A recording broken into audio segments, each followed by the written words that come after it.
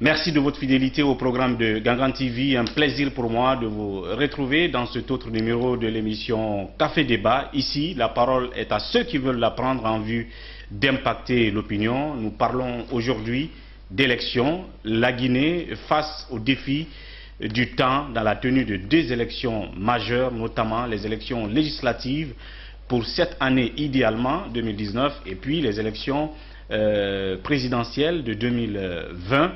Au cœur de toutes ces échéances, la question du fichier électoral, qui ne fait pas objet d'unanimité entre les acteurs majeurs du processus électoral, et donc ce fichier électoral qui a fait objet d'audit il y a quelques moments. Qu'est-ce qui ressort de ce travail d'audit?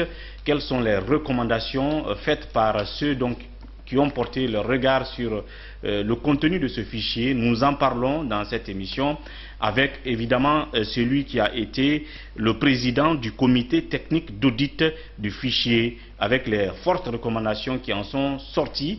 Il s'agit de M. Mamadi Troa Kaba, il est juriste et président de l'OCDR, l'Observatoire citoyen de défense des droits de la République. Monsieur Kaba, merci de répondre à notre invitation. Merci Monsieur Diallo, c'est toujours un plaisir. Merci surtout de la disponibilité. Merci. Et puis je rappelle justement qu'avec vous, on va également parler de l'interdiction prolongée des manifestations et la menace de l'opposition républicaine d'aller une fois encore en manifestation si jamais cette interdiction n'est pas levée, en brandissant le deux poids deux mesures observé par les autorités qui laissent certains manifester actuellement pour des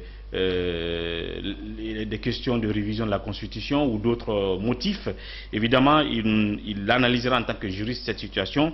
Et puis, le cas du député Damaro contre les magistrats, quelle est son analyse de la situation, surtout de la démarche des magistrats en ce moment qui demandent la levée de l'immunité du député président de la mouvance présidentielle à l'Assemblée nationale. Pour commencer donc le premier sujet, je parle de cette nécessité pour la Guinée d'aller vers ces deux élections majeures. Il s'agit des législatives qui sont attendues, mais aussi de la présidentielle de 2020. Et l'outil de travail de tout cela, et qui fait souvent objet de problèmes, s'il n'est pas, je veux dire, il ne fait pas objet d'unanimité, et c'est ce fichier-là. Vous avez été le président du comité d'audit, du comité technique de ce fichier. Aujourd'hui, qu'est-ce qu'on peut savoir des recommandations que vous avez faites? Mais avant peut-être les recommandations, dans quelle situation l'équipe a trouvé le fichier électoral? Encore une fois, merci pour cette invitation. Je tiens d'abord à rappeler que vous avez tout à fait raison. Qui parle d'élection parle forcément du fichier électoral. Et peut-être ajouter à cela l'organisation et le cadre juridique. Et il faut noter que les acteurs politiques ont douté de la sincérité du fichier électoral. Et à cet effet, l'accord politique du 12 octobre 2016 a inscrit à l'un de ces points l'audit complet du fichier électoral. Autant dire qu'il y avait une suspicion, il y avait un doute qui entourait le fichier électoral. Et c'est de bonne guerre, naturellement, que les acteurs politiques puissent se jeter souvent les responsabilités et qu'ils doutent de la fiabilité du fichier électoral. Alors cet accord a été conclu, l'accord politique interguinéen. Et comme je disais, l'un de ces points mentionnait l'audit complet du fichier électoral. Et pour arriver à cet audit-là, et pour garantir la transparence et vraiment le caractère inclusif du travail qui va être fait, et le comité de suivi. Vous savez, après l'accord du 12 octobre, il y a un comité de suivi qui a été mis en place et qui a été présidé ou qui continue d'être présidé par le ministre de l'Intérieur, de l'administration du territoire et de la décentralisation, le général Bourima Condé. En plus du comité de suivi, eh bien, il a été question de mettre en place un comité technique d'audit du fichier électoral. Ce comité qui aura la charge de superviser tous les aspects administratifs et techniques du travail qui va être fait. Et ce comité, naturellement, pour qu'il soit beaucoup plus indépendant, que le travail soit inclusif et transparent, il a été consenti entre eux, acteurs politiques, que ce comité soit présidé par un acteur de la société civile. Et moi, je suis donc allé à ce comité-là, à cette équipe d'audit, pour représenter la société civile. Alors, nous étions au nombre de 10, les membres du comité technique. Il y avait la société civile qui assurait la présidence, l'administration du territoire et de la décentralisation assurait la vice-présidence, et la CENI, qui est l'organisation, avait 2 membres, 2 commissaires qui étaient membres du comité technique. Chaque groupe parlementaire à l'Assemblée nationale avait un expert national dans le comité technique. Notamment le groupe de la majorité présidentielle RPG, le groupe des libéraux démocrates et le groupe des républicains. Chacun d'eux avait un expert. Et maintenant, les partenaires techniques, notamment l'EIF, le PNUD et l'Union européenne, chacun de ces partenaires avait aussi un représentant dans le comité technique, ce qui donnait les 10. Mais ce qu'il faut dire et qu'il faut comprendre, c'est que l'audit, le travail a été mené par des experts internationaux, des experts qui ont été recrutés sur la base d'un processus, d'un appel d'offres, ça il faut le noter. Ils étaient au nombre de 7. Nous, comité technique, nous avons recruté, sur les 7, nous avons recruté 3. Les 4 autres ont été mis à disposition par l'Union européenne et l'OIF. Et donc, ces 7 experts internationaux devaient travailler sur tous les aspects du fichier électoral. Et il faut rappeler que parmi ces 7, il y avait un expert en biométrie, un expert en cryptographie, un expert en démographie, un expert en analyse des données, un expert juriste. Donc c'était une équipe assez globale qui devait conduire ce processus-là. Et donc, c'est comme ça que le travail a été mené. Et donc, l'audit, le travail proprement dit, a débuté effectivement le 8 août 2018 et il s'est achevé le 10 octobre 2018. Parce que c'est à cette date-là que le rapport définitif a été remis au président du comité de suivi. Maintenant, ce qu'il faut dire sur le travail tel qu'il a été conduit, il y a d'abord un cahier de charges qui a été élaboré par les acteurs politiques. Le cahier de charges, c'était pour parler de tous les aspects sur lesquels l'audit devait porter et comment le processus allait être conduit. Mais aussi, quel va être le rapport entre les experts qui vont être chargés de faire le travail et le comité technique qui aurait été mis en place. Et donc, dans ce cahier de charges, il a été indiqué que les experts doivent faire des comptes rendus ou des restitutions régulières au comité technique. Comme je disais, dans le comité technique, il y avait que chaque groupe parlementaire avait un expert national, que c'est aussi des personnes qui se connaissent très bien, qui connaissent très bien la matière, la chose, la chose. Et donc, les experts venaient faire des comptes rendus, venaient faire des restitutions. Et c'était le moment pour ces experts nationaux de porter leur regard critique sur ce qui a été fait, de soulever des griefs pour que, naturellement, ces griefs soient pris en compte d'ici la fin de l'audit. Et nous avons tenu à cet effet 8 réunions avec les experts internationaux. Durant les 90 jours pratiquement du travail d'audit, parce que d'août à octobre, ça fait pratiquement 3 mois de travail. Il est bien vrai que presque le mois d'octobre et la fin septembre, les experts, il restait la consolidation. Le travail était prévu pour une période de 25 jours. Mais comme il a été indiqué, si il y avait une complexité arrivait ou que des difficultés arrivaient, ce délai-là, ce mandat-là pouvait être prorogé et c'est ce qui a été fait. Et donc, je disais que les experts venaient nous faire le compte rendu ou les restitutions et c'était l'occasion pour ces experts nationaux de faire leurs remarques, de formuler leurs remarques, leurs observations sur ce qui a été fait. Et c'est de cette façon que le processus a été mené. Pour un premier temps, il y a eu un rapport synthèse qui a été élaboré et livré par les experts internationaux. Ensuite, il y a eu un rapport provisoire et enfin un rapport définitif. Un rapport définitif, un document de 93 pages qui a été livré. Ce que je peux dire sur ce qui a caractérisé le travail, parce que là il faut quand même que nos concitoyens et même les acteurs politiques le sachent, le travail a été mené dans une indépendance absolue, ça je puis le garantir, en tant que président du comité technique, toutes les communications des experts vers la CENI ou les représentants des groupes parlementaires au sein du comité vers les experts internationaux transitaient par moi. Ça, c'était une manière de garantir la transparence et la crédibilité du processus.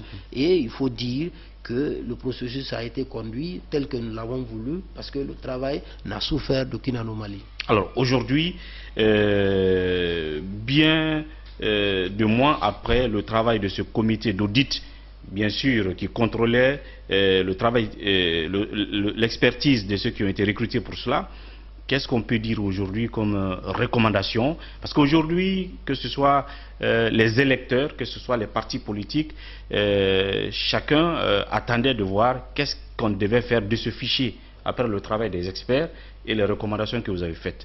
Et une fois encore, on a besoin de savoir en clair qu'est-ce que vous avez recommandé, que ce soit à la CENI ou au ministère de l'administration du territoire ou dans l'ensemble à tous les acteurs politiques, qui doit être fait de ce fichier avant qu'on ne puisse aller aux élections. Parce qu'aujourd'hui, il faut rappeler que pendant que nous sommes sur ce plateau, la CENI s'est rendue à Kindia aujourd'hui lundi pour entamer sa fameuse retraite.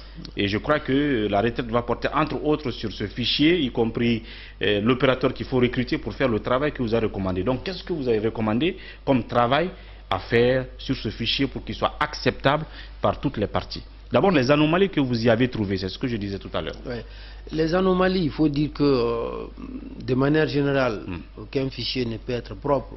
Ça, il faut le dire. À 100%. Mais à 100%. Mais aussi, les anomalies varient d'un fichier à un autre. Le degré varie d'un état à un autre. Il faut dire que notre fichier avait des problèmes. Des problèmes qui forcément ne datent pas d'aujourd'hui, parce qu'il faut rappeler quand même un peu l'historique ou la genèse même du fichier électoral actuel. C'est un fichier dont l'enregistrement a été fait pour la première fois en 2002, c'est-à-dire un début de la biométrie. C'est en 2002 que le processus, la biométrie a débuté. Et il y a que cette difficulté majeure a été constatée ou s'est posée. Mais qui découle d'un fait, c'est que la CENI, sur cette question-là, n'était pas indépendante. Parce que la CENI ne disposait pas des logiciels à elle, ne disposait pas des matériels à elle. Et donc, les opérateurs venaient avec leurs logiciels et le transfert d'un opérateur à un autre avec différents logiciels, avec différents systèmes. Sur le même fichier. Sur le même fichier, c'est opéré avec des pertes de données. C'est-à-dire que pour la première fois, on était avec Sagem. Sagem, après, on est venus à Waymark Sabari. Ensuite, on est venu à Gemalto. Chacun de ces opérateurs avait son système. Et qu'entre les différents systèmes de ces différents opérateurs, il n'y avait pas l'interopérabilité. L'interopérabilité, c'est la compatibilité entre ces différents systèmes. C'est que les données, surtout biométriques,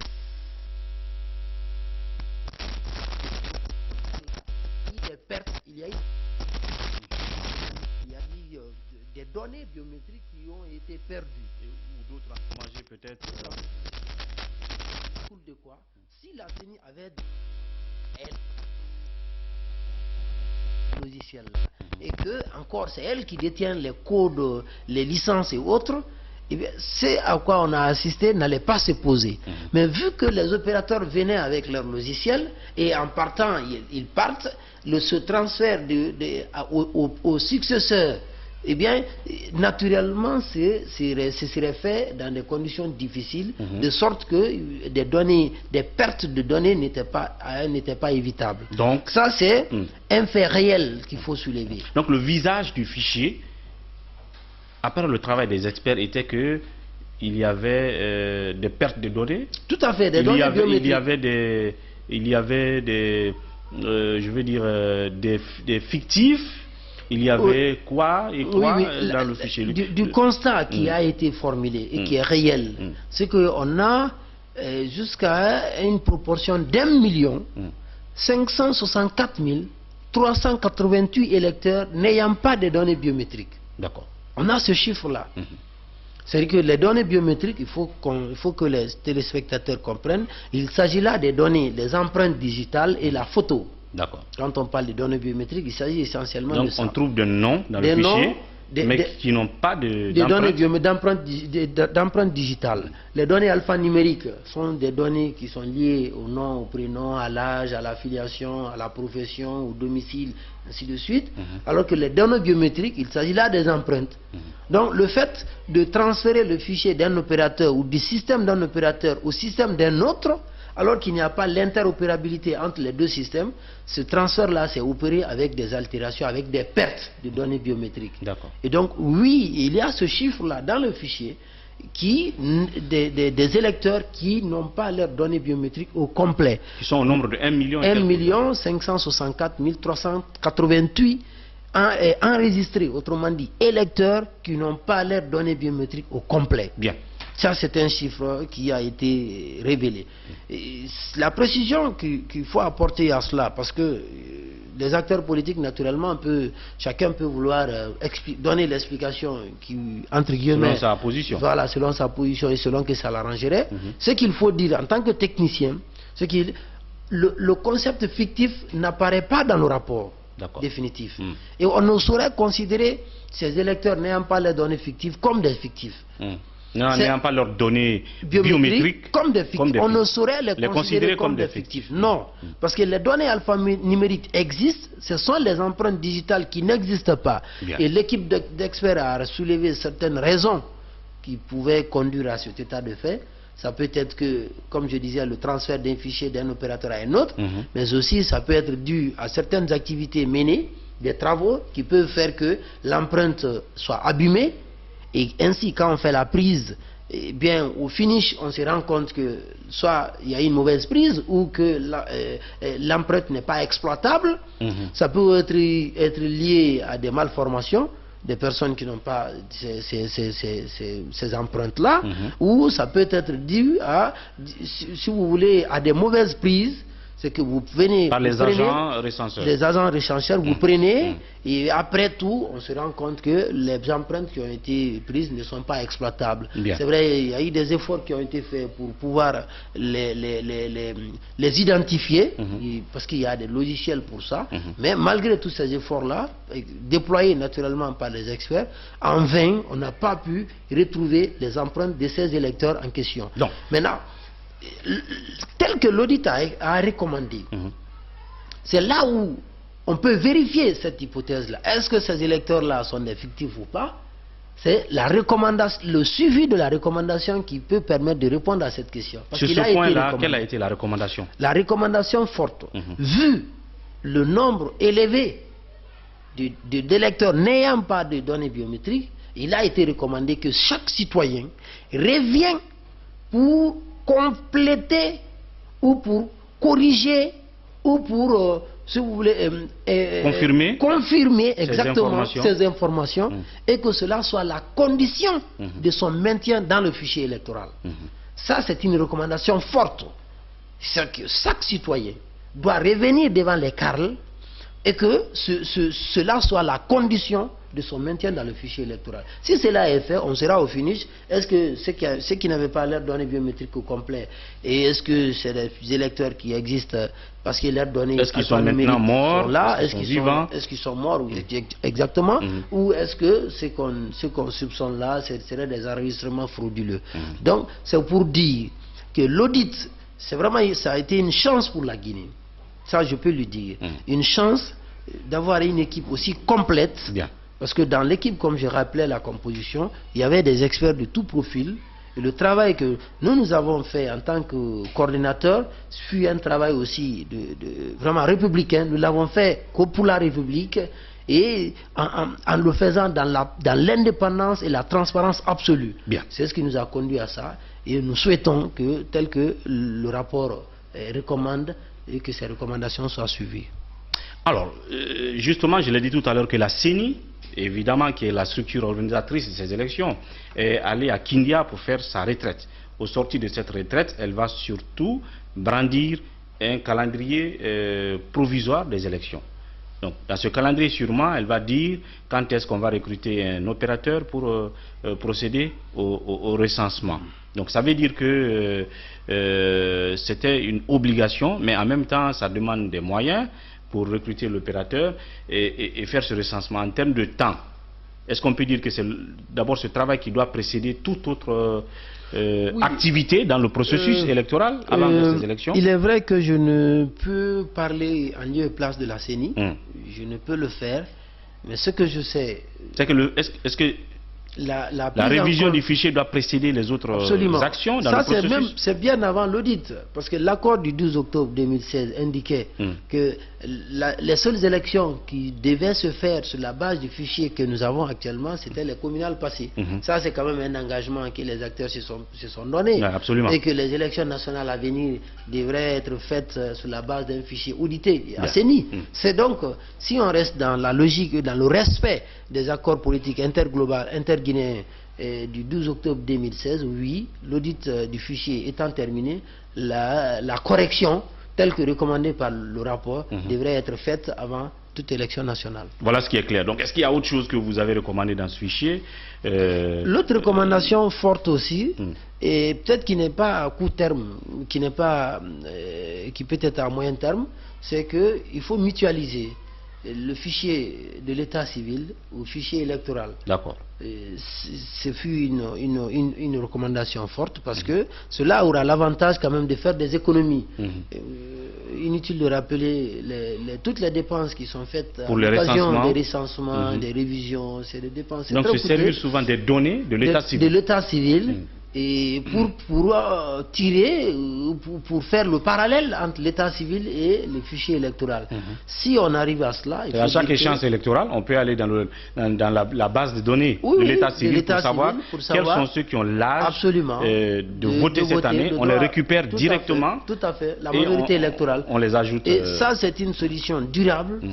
Vers à laquelle nous devons vraiment aller. Bien. Parce que ça permet d'éviter tout ce que nous avons comme difficulté pour financer nos opérations de révision, mais aussi ça crée une fiabilité du fichier électoral. Bien. Mais il est vrai aussi que à l'état actuel, notre état civil est vraiment a des sérieuses difficultés, au point que ça, c'est une recommandation, je suis convaincu, qui nous prendra du temps. Parce que là, il faut quand même, il faut que nos mairies soient équipées. Il faut même une culture de déclaration des naissances. C'est pas toutes les naissances qui sont déclarées. Absolument. Donc, il faut une culture. Ça, c'est la demande vraiment ça nécessite le temps. Bien. Mais en tout cas, l'idéal, les choses qui a été recommandée par le rapport d'audit, c'est de faire en sorte que l'état civil puisse servir de base pour le fichier électoral. Alors, pour terminer sur cette question du fichier, je reviens un peu sur les curiosités constatées par certains acteurs du bord de l'opposition, qu'ils ont considéré comme une sorte de bizarrerie ou bien de montage. Puisque vous avez dit que dans le comité technique, il y avait un expert en démographie. Et donc, il y a des acteurs qui disent que dans ce fichier, qu'on aurait gonflé la démographie dans une région donnée au point qu'on ne peut pas y croire. Et ils ont indexé justement la Haute-Guinée. Et de cette façon, ils pensent que c'est en faveur du pouvoir en place pour lui permettre justement de gagner haut la main, quelles que soient les situations, pour une élection. Est-ce que l'expert en démographie a constaté cet état de fait, comme quoi on a gonflé en un laps de temps la population d'une région par rapport à une autre? Il faut vraiment apporter des véritables éclaircissements sur cet aspect, parce que ça peut faire la confusion. Cette thèse ou cette affirmation est tout à fait fausse. Ça, je m'inscris en faux. Et parce que simplement, c'est pas lié. L'enrôlement. Dans le fichier, il n'y a pas une catégorisation par non, région. Pas du tout. C'est vrai, la démographie montre. Mais il faut comprendre, et c'est cette simplicité que je démontre maintenant. Là. Quand vous prenez, il y a des zones qui peuvent être attractives, soit parce qu'il y a des activités qui attirent, soit parce qu'il y a une migration, parce que la migration peut se faire à l'intérieur même d'un même État, d'une zone vers une autre. Absolument. Et donc, si du fait de la migration, l'enrôlement trouve qu'il y a une population, c'est-à-dire la population est fortement représentée dans une zone, cela peut expliquer que dans cette zone qu'il y ait une inscription beaucoup plus forte. Et c'est justement ce qui a été soulevé quand vous prenez les zones de la Haute-Guinée, la recherche de l'or, les populations se déplacent pour venir y chercher. Et donc, si l'enrôlement les trouve sur place là, c'est là où ils vont être enrôlés et c'est là où ils devaient voter. Cela n'est pas lié à la natalité, au taux de natalité. Parce que c'est vrai, on a beaucoup appris dans les débats sur les médias où certains font croire que parce que telle zone, il y a plus de natalité dans telle zone ou par rapport à telle autre zone. Non, il n'a jamais été question de ça. Je le dis très clairement, il n'a jamais été question de ça. Et la raison, elle est liée par cette migration des populations d'une zone vers une autre zone. Donc, et si l'enrôlement trouve les populations dans une zone, c'est là où ils vont s'inscrire. Donc c'est ce qui explique cette densification. Oui, de la population. Même si certains opposants trouvent ça trop spontané dans la zone, par exemple, de la Haute-Guinée. C'est-à-dire que c'est cette migration qui explique cela. Vous savez, M. Ouri, ce qui est difficile, les acteurs politiques, moi je les comprends, ils sont dans leur rôle. Chacun veut quand même expliquer la chose telle que ça peut l'arranger ou ça peut être avantageux. Moi, je veux vraiment pas aller sur le commentaire, les déclarations faites par les acteurs politiques. Je dis de quoi il a été question lorsqu'on travaillait ou lorsqu'on a travaillé. Je veux m'en tenir seulement à ces aspects, à ces commentaires techniques et laisser le soin aux acteurs politiques d'en faire les leurs. Ce que j'ai pu dire, c'est que dans le comité, dans le travail qui a été mené, il a été révélé que oui, il y a eu des surinscriptions dans des zones, mais ces surinscriptions-là sont liées parce qu'il y a une migration des populations d'une zone vers une autre zone et que cela ne peut pas être vu comme une anomalie. C'est comme aussi la question des mineurs. La question des mineurs. Il a été dit par certains que oui, il y a l'enrôlement des mineurs. Les experts ont été dans l'incapacité de prouver s'il y a des mineurs ou pas. Comment peut-on prouver que tel électeur est mineur? Parce que quand l'enrôlement se faisait, quand le citoyen en cause se faisait recenser, il a produit des documents. Il a produit des documents sur ce qui font état qu'il a l'âge d'être enrôlé. Vous savez, l'audit, c'est ça aussi. L'audit, c'est d'abord la procédure des opérations. Comment les opérations ont été menées. C'est surtout ça d'abord. Avant de s'attaquer au contenu même de la chose, c'est la procédure. Et donc, aujourd'hui, ça aussi, c'est un autre défi à relever. C'est la numérisation. Peut-être quand on va reprendre tout. C'est la numérisation des pièces fournies pendant les enrôlements. L'audit a recommandé ça. Il faut que ces pièces-là soient numérisées. Et ainsi, lorsque le doute va être posé sur les enrôlements ou les recensements, on peut se référer par ces documents qui sont numérisés pour savoir est-ce que les recensés avaient l'âge ou pas. Et donc cette question aussi des mineurs a été, c'est une question de forme, sinon elle n'a jamais été, elle ne s'est pas posée parce que il n'avait pas de moyen de révéler que tel avait l'âge ou tel n'avait pas.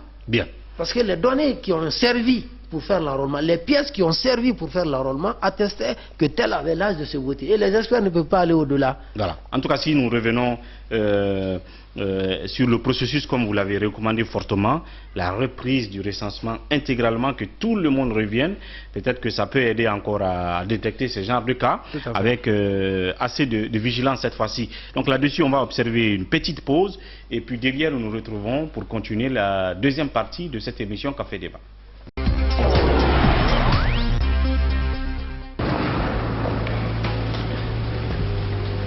Il existe des choses qui nous donnent la force et l'audace d'aller au-delà de notre imagination. Le thé Akbar. Le thé Akbar est fabriqué en utilisant uniquement les feuilles soigneusement sélectionnées en provenance de Ceylon.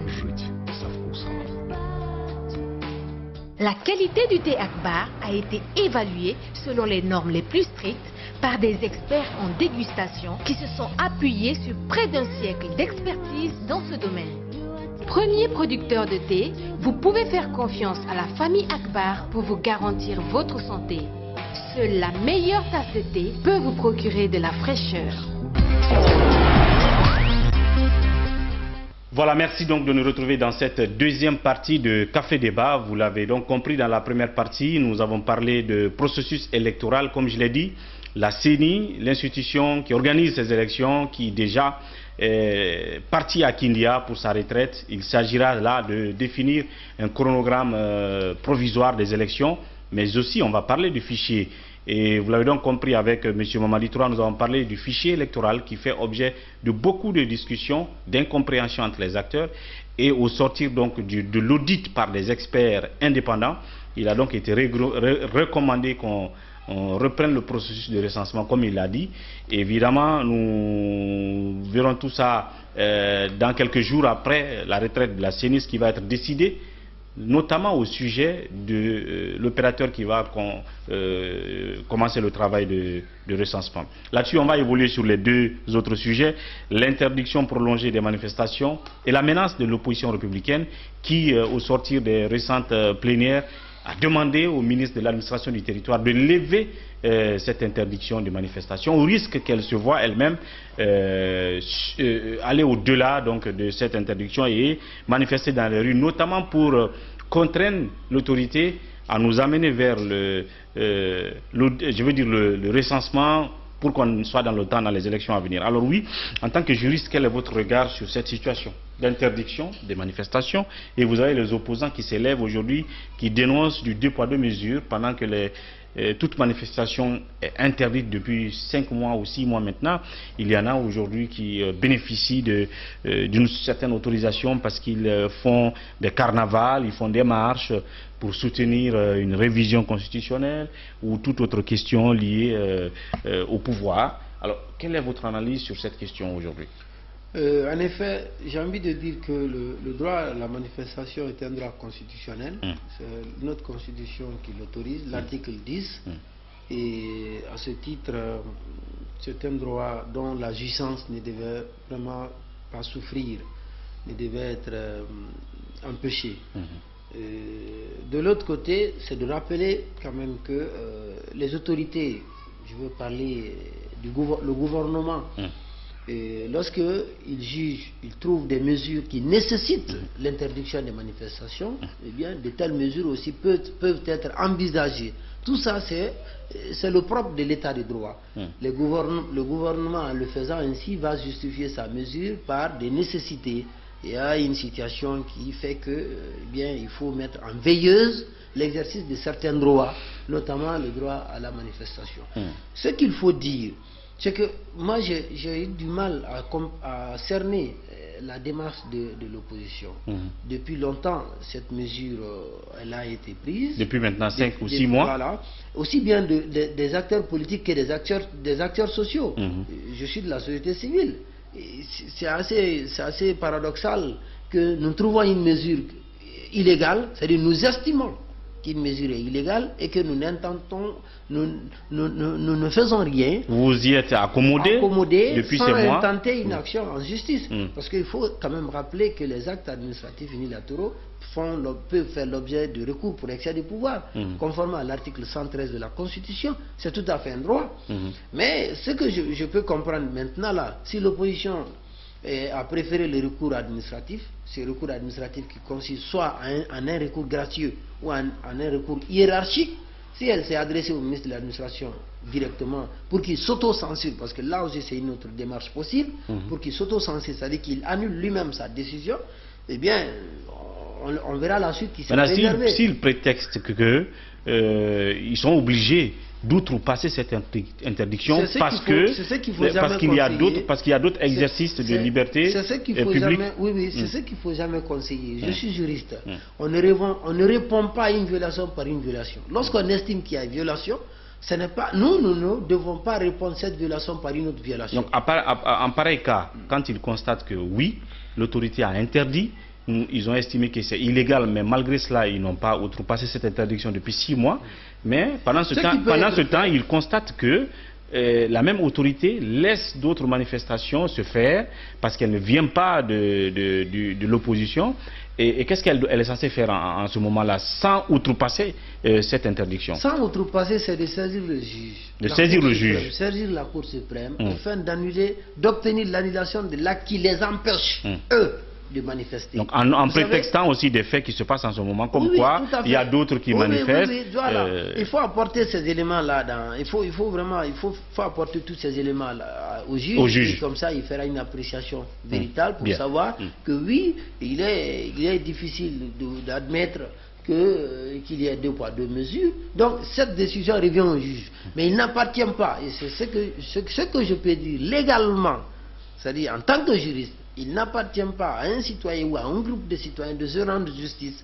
Autrement dit, d'outrepasser une mesure, même si nous jugeons la mesure illégale, même si nous estimons que la mesure est illégale, il n'est pas de notre pouvoir d'agir contre cette mesure-là. C'est là aussi est une évidence dans un état de droit. Ce qui peut donc être fait, au-delà de ce recours gracieux qui est aujourd'hui intenté, c'est de faire un recours juridictionnel qui est adressé donc à la Cour suprême pour un excès de pouvoir et attendre la décision de la Cour suprême par rapport à l'acte que nous jugeons illégal. Maintenant, vis-à-vis de l'autorité qui a pris une décision d'interdiction générale de l'exercice de cette liberté publique, donc de manifester dans les espaces publics, qui interdit cela et au même moment qui laisse passer d'autres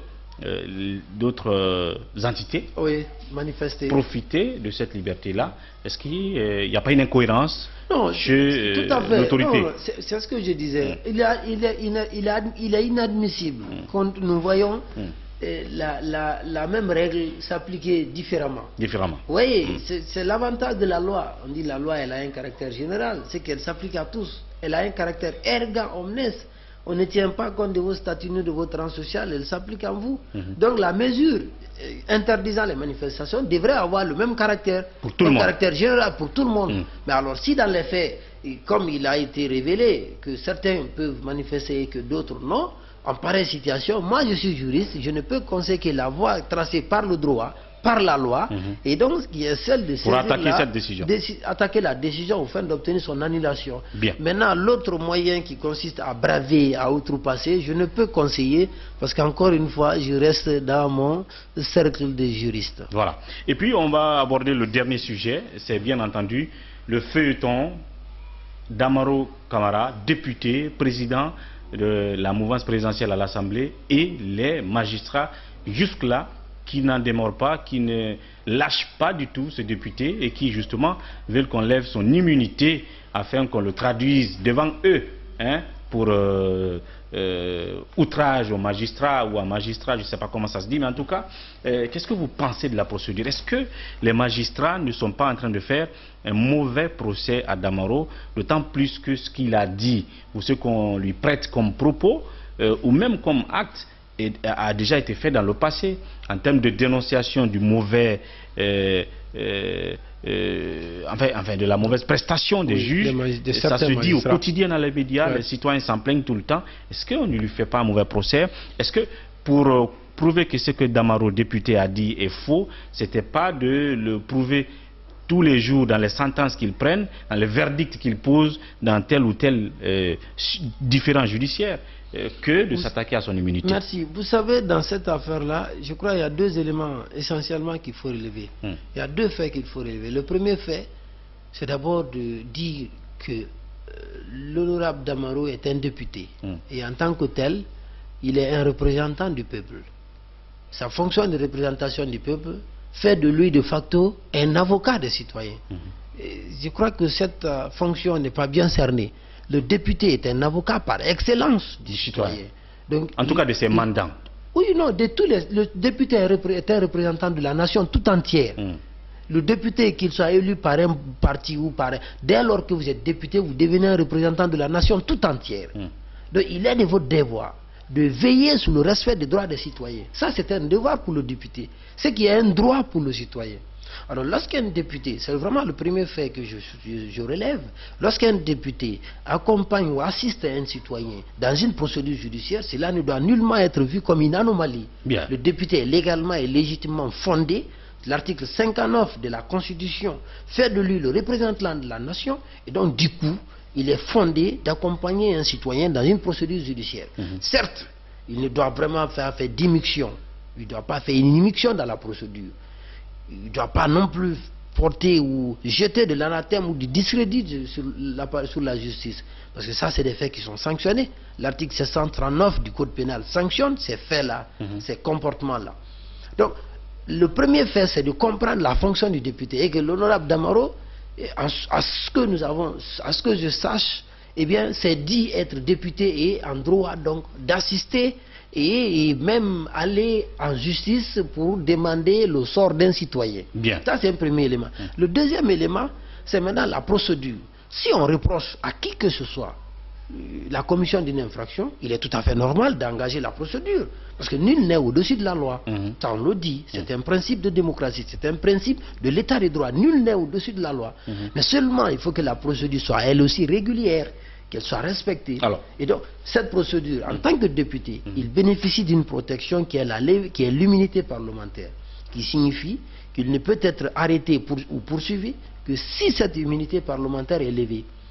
Et aujourd'hui, les magistrats... Les magistrats, ce que j'ai relevé comme vice dans leur démarche, dans leur déclaration, c'est le fait d'accompagner leur demande par un si, en disant que si... Par une menace, en clair quoi. C'est le si là qui est véritablement une menace, en disant que si l'Assemblée ne lève pas l'immunité parlementaire de l'honorable Damaro, ils vont débrayer, ils vont cesser leur activité dans les cours et tribunaux. Ça, c'est une menace. Alors que, dans l'appréciation de cette demande-là, l'Assemblée est souveraine. Elle n'a d'injonction ou de pression à recevoir de personne, dans les mêmes conditions que le juge ne doit recevoir de pression venant d'une quelconque autorité ou d'une quelconque personne dans l'affaire qui est pour rendre un jugement. Dans les mêmes conditions, l'Assemblée ne doit recevoir de pression dans l'appréciation d'une demande de levée de l'immunité parlementaire d'un député. Et alors, mais si les magistrats disent que si l'Assemblée ne lève pas l'immunité et qu'ils vont débrayer, cela est une menace sur l'Assemblée nationale et ça ne devrait pas être le cas. Parce que nous allons vers deux situations. La première situation, c'est de voir que les députés obtempèrent, autrement dit, donnent satisfaction aux magistrats. On dira simplement qu'ils l'ont fait parce qu'il y a une menace, parce que l'Assemblée sûrement s'est dit que si les magistrats arrêtent les travaux dans les tribunaux, on sait ce que cela peut causer comme dommage pour la République. Donc, ça va être vu de cette façon. L'autre vue qu'on peut avoir de la démarche de l'Assemblée, si l'Assemblée refuse aujourd'hui de lever l'immunité parlementaire, c'est que les magistrats vont mettre à exécution leurs menaces et on va aller vers la situation de blocus. On ne peut pas quand même se permettre de voir que les cours et tribunaux ne fonctionnent pas du fait de l'absence des magistrats. Donc, voici cette situation assez dommageable à laquelle nous assistons aujourd'hui, qui ne devrait pas être le cas. Entre les deux, ce qui peut donc être fait, c'est que les magistrats se contentent de saisir l'Assemblée et de la laisser travailler en toute indépendance, sans pression. Aujourd'hui, sans menace. Aujourd'hui, je le dis encore, les magistrats, je vais même dire l'association des magistrats, parce que là, cette précision est importante. Tous les magistrats ne sont pas membres de l'association des magistrats de Guinée. Que l'association des magistrats de Guinée, moi je conseille vivement qu'elle fasse une déclaration pour dire qu'elle est prête en tant que républicaine de se soumettre à toute solution ou à toute décision qui sera prise par l'Assemblée nationale. Bien. Et que ainsi, cette pression que nous autres analystes voyons dans leur démarche serait dissipée, serait extirpée de la procédure, et comme ça on sera dans une sérénité. Et on ne dira pas que parce qu'il y a eu ceci ou cela que telle décision ou telle autre décision a été prise. Il faut que les magistrats fassent cette déclaration. Sinon, quoi qu'il en soit, nous allons vers une situation où nous autres, on fera notre commentaire, notre analyse, parce qu'il y a eu cette pression naturellement qui a accompagné la demande de levée de l'immunité parlementaire. Voilà. Et c'est tout ce qu'on pouvait comprendre sur cet autre dossier entre le député Damaro et les magistrats. Nous suivrons justement ce feuilleton entre ces deux camps et voir l'aboutissement. Merci, M. Kaba, de votre disponibilité. Merci beaucoup. À très bientôt. Merci beaucoup. Ce fut un plaisir. Merci beaucoup. Voilà, mesdames et messieurs, c'était tout pour ce numéro de Café Débat. Ce fut un plaisir pour moi de vous avoir retrouvé. On se retrouve demain, une fois encore, pour un autre numéro de Café Débat. D'ici là, prenez soin de vous et au revoir.